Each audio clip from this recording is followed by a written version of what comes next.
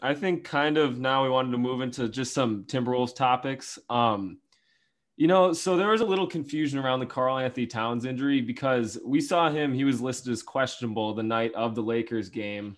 And then it seemed to change once he saw the hand doctor, was it? And now it's week to week for the wrist. So is that still the thing? Is it just going to be week to week from now on? Yeah, it will be week to week. I'll be curious to see if they show him on the bench tonight, if he's got some sort of brace or cast on. I mean, I think he is. I mean, I don't think we're going to see Karl sitting there without some sort of protection on that left wrist. But yeah, it is truly week to week. The Wolves just have a history, unfortunately, for those of us in the media, although at this point, I ask myself all the time, journalism 101, why is this person lying to me? So like I ask myself that all the time, but the Wolves, unfortunately, for fans, have a history of not telling the full extent of the story. Yeah. And it's possible in some instances where they didn't fully know, but I think they'd be better off going the other way, saying, yeah, he's not playing Sunday in Los Angeles. I mean, they knew long beforehand that he was going to see a hand specialist, so why not just be transparent? Because the league talks, right? Like Karl's got so many different, handlers that whether it's a local reporter like me or Johnny Krasinski or Chris Hine from the Star Tribune or Jace Frederick from the Pioneer Press, or it's Woj from ESPN or Shams from The Athletic. Exactly, yep. Like so many people talk that it was going to get out that he went to go see a hand specialist, that he was going to be out for some sort of extended period, that it wasn't going to be a day-to-day type thing, that it's more week to week. Now, at this point, I do feel like they're telling us the truth. Yeah. But do I think Karl Anthony Towns is going to be in the lineup early next week? I don't. I mean, I don't even know the schedule be on Friday. I know Friday's a game against the Wizards. Yep. I know they have Denver coming up. I think a couple games against Denver. I think a game against Portland mixed in, but I don't know the full schedule top of my head. But like, if you're asking me 1 week from today, so we're sitting here on what is it, Tuesday, December 29th. Yeah. Do I think Karl Anthony Towns is going to be back in the lineup early next week? I don't know if they have a game Monday or Tuesday, but if they do I think he'll be back in the lineup that soon? No. But do I think he'll be back at like some point in January? I think at this point, I mean, unless he has some sort of setback. But yeah, like I think if we talk in 3 or 4 weeks, I think it's realistic to think that he'll be back at that point. Yeah, it's such a tough loss, especially after that huge game, just to lose Karl. I mean, just all the emotions too surrounding the family and stuff, and then that happens in the second game. It's just I can't imagine what he's just mentally going through right now. Well, 100%. But then, like, just even think about it. Like, Ja Morant is now out 3 to 5 weeks. The Golden State Warriors look like garbage. I was wrong on them. I'm not trying to overreact to 3 games, because I think at some point Oubre and Wiggins will make a few more shots. But I don't know about Wiggins. Yeah. Let's not forget he was Rookie of the Year his first year here. I mean, I'm a bit of a Wiggins apologist, but it's a move, the trade, the Russell trade, even giving up the 2021 first. It's a move I would have made. I mean, I endorse the move that Rosas made. Sure. I'm trying not to overreact to 3 games, but like, it was possible, maybe it still is possible, that the Wolves can finish ahead of the Warriors. If Morant is out closer to 5 weeks, maybe 5 turns into 6. Like, is it realistic the Wolves can finish ahead of Memphis? Yeah.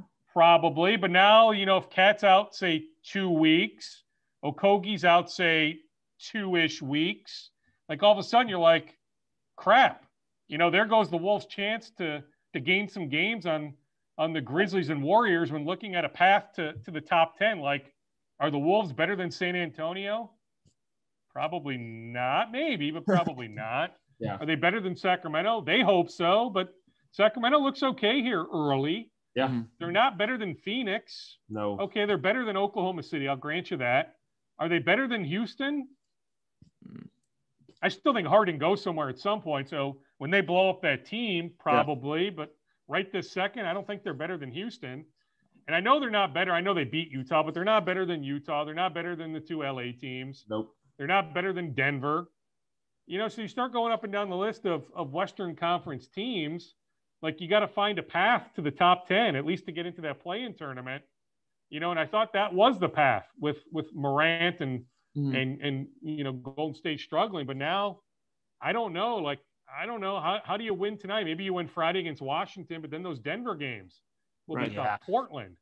Like all of a sudden, after this fun start, this 2-0 start, 2-0 could easily turn into, 3-6, 3-7. Yep. And it's only 72 games. It's not 82. It's 72. So all of a sudden, each game matters that much more. But hey, weren't they? You guys might know better than me, but weren't they 20 or 21 games into last year, like 13-8? They had I think, didn't they start last season 5-0 or something like that? Something crazy. And they were pretty good after like 20 games, and then they just fell off the face of the earth. I mean, they had multiple double-digit losing streaks, which is unheard of. And Ryan is my guy, but like, I don't know of a coach that could survive 2 double-digit losing streaks in one season. But there were reasons. I mean, that's a pretty general statement. It's a factual statement, but it's a general statement. Like when you break it down, you can see why they lost all those games. But like, so maybe they learned something from last year, all those losses, and come March and April, and as Gerson, continues to canvass the trade market, looking for a power forward. I mean, maybe you bring in the right guy to complement Cat when Cat's back, and maybe you can make a legitimate run to the top 10. And that's the goal. Like, you talk to Layman, you talk to Saunders, those are 2 guys that are pretty firm on the record. Glenn Taylor, I talked to him last week. He's pretty firm on the record, saying the expectation is the playoffs. So if they don't make the top 10, it's going to be a disappointing season. That's assuming relative health, relative normalcy. Like, obviously, if Cat's out for the season, that changes expectations. If the Wolves, have a COVID outbreak, that would change expectations for the season. But, if they have relative health, because every team's going to deal with something, so the Wolves right now have to deal with Cat and Okogie, but every team is eventually going to deal with something. So if they don't crack the top 10, gentlemen, to me, this season is going to be a big disappointment. And I'd 100% agree on you with that. And you brought up the Harden trade. So I think I've heard some stuff. I don't know if you've heard anything about it, but is it possible that there could be a 3-team trade surrounding that Harden situation where maybe Minnesota is the beneficiary of PJ Tucker, possibly? Yeah, well, I mean, PJ Tucker 100% is on their radar. I can tell you that PJ would have some interest in coming here. Now, he wants a contract extension. Yeah. And I forget what the rules dictate when they can negotiate something like that and when the cutoff is, but could there be some sort of, wink, wink, we'll take care of you in the off season. Right. Maybe. I mean, that stuff happens a lot. Tampering happens all the time, pre-free agency. So stuff like that happens. But PJ would have some interest. I'm led to believe have some interest in being here. So yeah, could the Wolves somehow get involved? Sure. Heck, you don't think that Gerson would have some interest in Ben Simmons? I mean, what if James goes to Philly? Would you want to send a bunch of pieces down to Houston and Ben Simmons could end up here? And I think Ben Simmons would complement D'Angelo and Cat incredibly well. Perfectly. Like if you could ask, for any player, any star, how about that? Any star to come in here, like I think he'd be the ideal guy. Right. And him and D'Angelo played together in high school. I forget about him. Yeah. Yeah, you couldn't go wrong having Ben Simmons here. Now, I'm spitballing on that. There is zero traction. There's zero, no on that front. So make sure that if anybody listens to this, that they don't aggregate and it shows up on Hoops Hype and Hoops Rumors and all those sites. I'm not reporting that the Wolves are involved in such talks, but I think it's a pretty easy talker, right? Like Daryl Morey's in Philly. We're not quite sure that the pieces Philly has there are going to work. Yeah. If Philly ends up making a move for Harden, Ben Simmons is the logical piece going out. Would Houston, if they move Harden, really want Ben Simmons, or would it make more sense to involve some third team and get, some future draft picks, get a good young piece? Maybe that would be Anthony Edwards or somebody else. But wouldn't that make maybe more sense than bringing in a Ben Simmons. So I'm just saying, if you want to start connecting some pretty logical dots, it could make some sense. Now, that doesn't mean James is going to Philly. No. You know, like Neil O'Shea in Portland has a history with James. Maybe Portland decides to get involved on James, right? I mean, maybe Milwaukee. I mean, James could go any number of places. It's not like he has no trade power. You know, Boston's got so many young assets, and they've got draft picks. Like, what if Boston decides to try and get involved? So that doesn't mean he's going to Philly. I still think Brooklyn, you know, would be an interesting spot with LeVert and Jared Allen, and they have enough young pieces.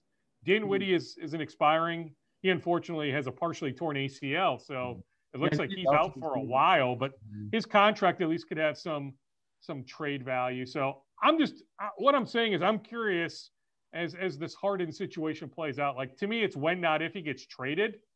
So like, I'm highly curious to see where exactly he goes. And if it happens to be Philly, you know, will there be talks of a third team entering the picture? Yeah, for sure.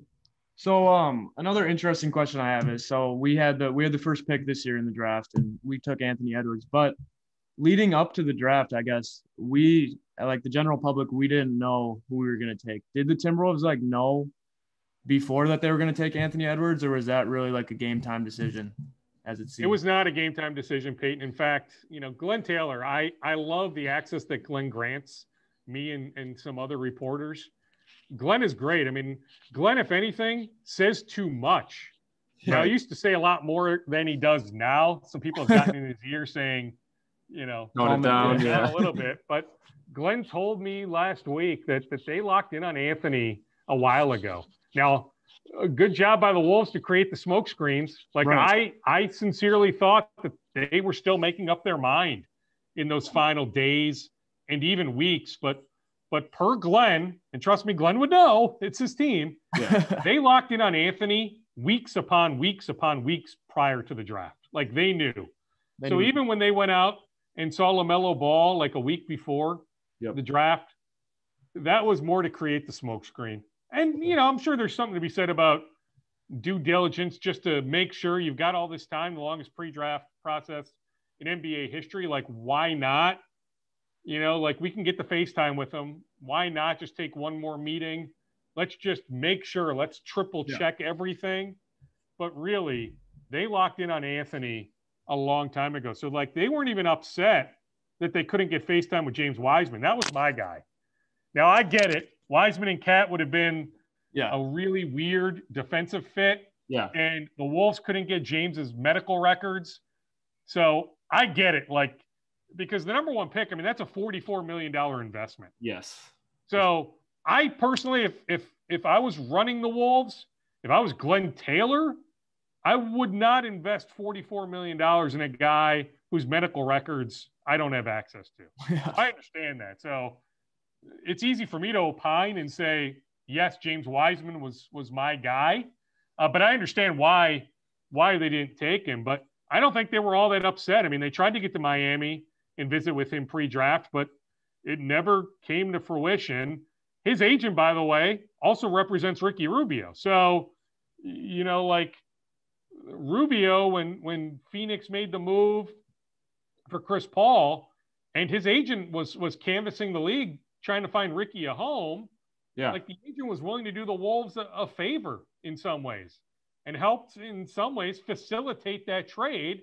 And the agent felt like, hey, you know, you guys did me the favor by, you know, not taking my guy Wiseman. He didn't want Wiseman here, the agent, for obvious reasons. He looks at Wiseman as a 5.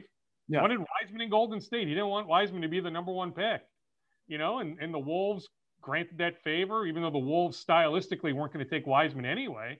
It's not how they want to play with 2 bigs. But I can just tell you, I mean, you know, you scratch my back, I scratch yours. That's an example where, you know, James is represented by a big-time agent, big-time agency, and that agency has Ricky Rubio. And so, you know, that agency helped facilitate Rubio here to Minnesota. Yeah. And I know we're running out of time, but just one more question. And I think it was something we were both wondering, but obviously the the play from the power forwards has been a little bit spotty to start the season with Layman and Wancho. So is there any possibility that Rondé Hollis-Jefferson would come back? You know what? I texted with somebody close to Rondé this morning.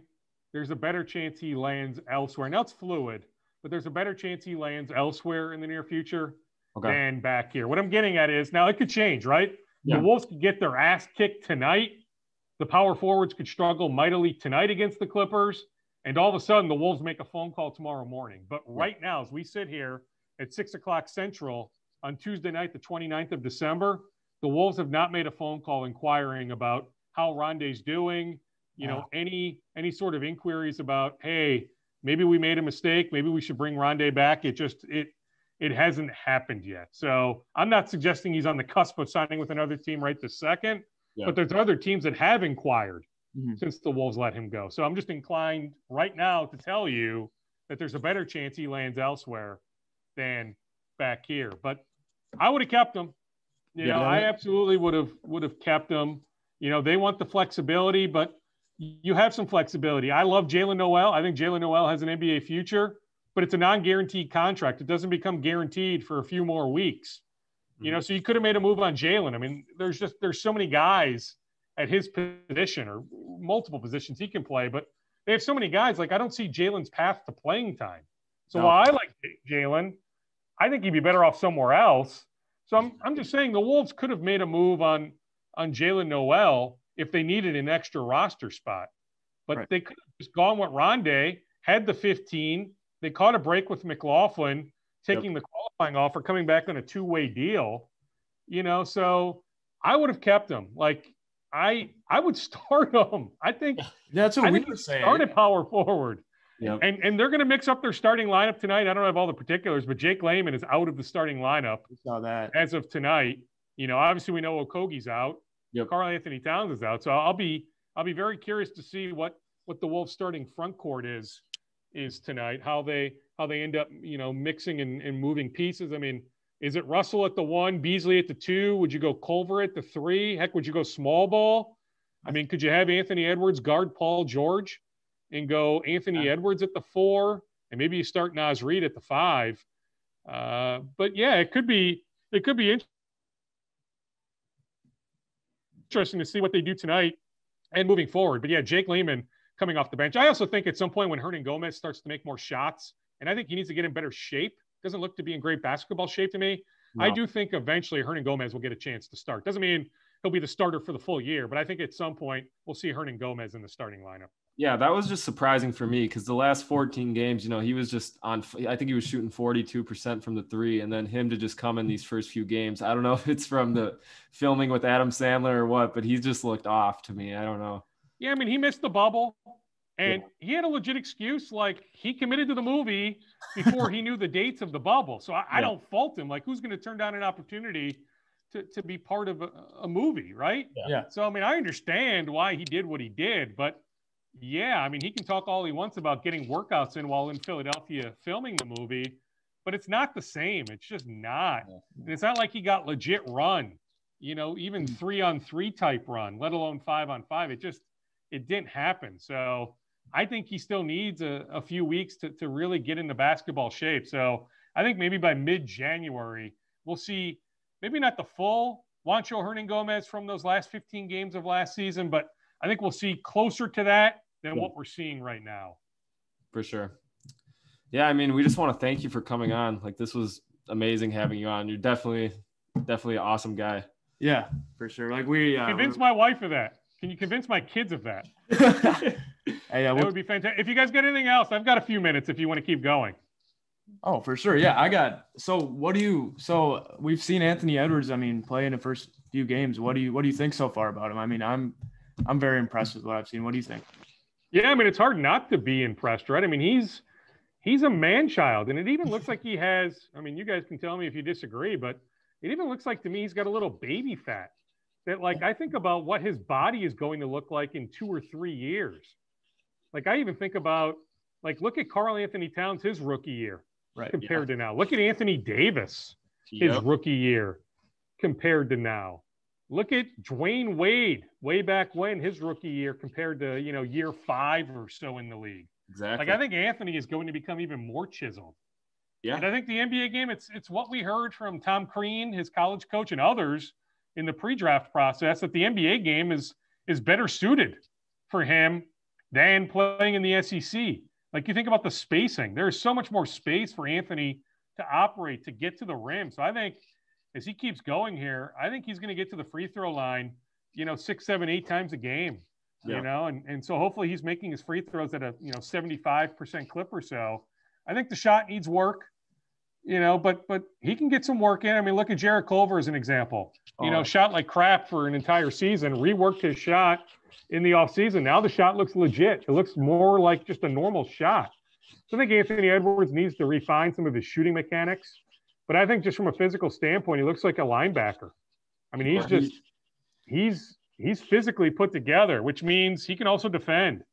Like, offensive guys are not going to just bounce off of him very easily. So I see the potential. Yeah, I think he's got a very bright future. I think, like the thought process was entering the draft that this is one of the weaker drafts in recent memory. Maybe so, but like, I'm convinced, like, Edwards has a bright future. Wiseman, LaMelo, maybe. I mean, the passing is off the charts. Yes. Yeah. I mean, there's certain things to like. Like, I understand why a lot of people like Mike Schmitz and others feel like his ceiling is the highest of any prospect. I understand it. I'm friendly with the Cavs coach, JB Bickerstaff. He's a former Gopher. Yep. And so just, corresponding with JB a little bit. In the preseason, not so much. Once the regular season starts, I try to leave him alone as much as possible. But I know the Cavs think the world of Isaac Okoro, and I know, like, instantly he's going to be an NBA defender. Yeah. He's still got to work on some of his offensive skills, but I think Okoro at pick 5 has a really bright future. I've watched some Sacramento Kings games. Tyrese Halliburton is going to be a good player. I don't know if he's going to be a star. Like, we can debate how high his ceiling is, but I think getting him at pick 12, that was a heck of a get. I've seen some Wizards games because I have some friends that work for the Wizards. I think Abdia's got a chance to be pretty damn good. So you start going up and down the list. I mean, there's a bunch of guys that I think fans should be excited about in this draft class. Yeah, I was myself, honestly. The Patrick Williams at the number 4 to the Bulls was a little surprising watching the draft, but the first few games I've seen him play, he looks like the real deal. Like, he looks like he can be a real two-way player that's going to be a problem for a lot of teams. I agree. And I mean, heck, look at their starting lineup. I'll steal this from some Badgers basketball beat reporter, but you look at the Bulls starting lineup and the Wisconsin Badgers starting lineup age-wise. Yep. Like, the Wisconsin Badgers starting lineup with Trice and my guy Davison and my guy Reavers. Oh, like you look at the Badgers 23. starting lineup compared to the Bulls starting lineup, they're pretty much all the same ages. Yep. So let's give Billy Donovan and the Bulls some time. I'm with you. I think Patrick Williams is like Okoro. He's instantly a plus NBA defender. And I think there's enough there to like where he's got a chance to do some stuff offensively too. For sure. So if you were to have, I know it's only 3 games, but one rookie of the year pick, who would you go with? James Wiseman. I just think Golden State gets so much national pub. Now, right now, it's for all the wrong reasons, but they're committed to be on national TV a bunch. Yep. So I just think a lot of the voters will have their eyeballs on Wiseman more so. And I just think seeing the 7-footer make threes, score at all 3 levels, alter enough shots on defense, block enough shots on defense. Well, he'll make enough wow plays where you're like, whoa, wow. Yeah. That guy can do some special things for being 7 feet tall. If he stays healthy, I would bet on James Wiseman being rookie of the year. Okay.